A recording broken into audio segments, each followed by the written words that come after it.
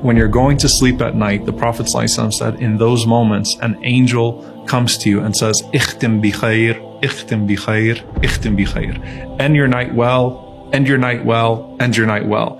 And then a devil comes and says, end your night in evil, end your night in evil, end your night in evil. End it with a bad word, end it with a bad sight, end it with a bad exchange, end it with something evil, because our actions are judged by their endings.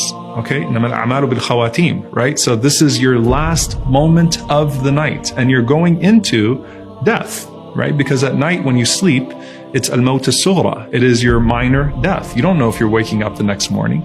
Your souls go back to Allah subhanahu wa ta'ala. So just as you live your life and it's those last moments that count so much, such is also the case when you're going to sleep. So the angel says, "Ikhtim bi khair." End your night with dhikr, end your night with the remembrance of Allah, end your night with some Quran, end your night with those good things, not those things that are bad. And there are so many different things that the Prophet ﷺ mentioned that we should do at night, and they do involve the angels. So one of them, the Prophet ﷺ said that when a person makes wudu, he said, purify your body so that Allah subhanahu wa ta'ala may purify you at night. For when a person goes to sleep in a state of wudu, Allah subhanahu wa ta'ala sends an angel that spends the entire night at your head. And that angel says, Allahumma ighfir li abdika kama bata tahira. Oh Allah, forgive your servant as he went to sleep in a state of wudu. Oh Allah, forgive your servant as he went to sleep in a state of purification. And he keeps on making dua for your forgiveness throughout the entire night, just because you took those moments to make wudu, you took those moments to wash yourself and purify your body before you went to sleep. The Prophet ﷺ also mentioned Ayatul Kursi.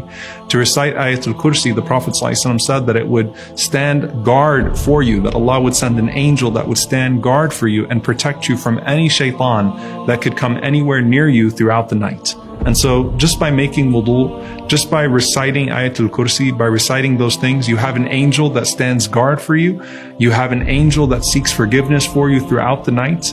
You end your night well. So if you die that night on dhikr, then you return to Allah subhanahu wa ta'ala in a state of remembrance, as opposed to in a state of whatever it is that you were doing before you went to sleep.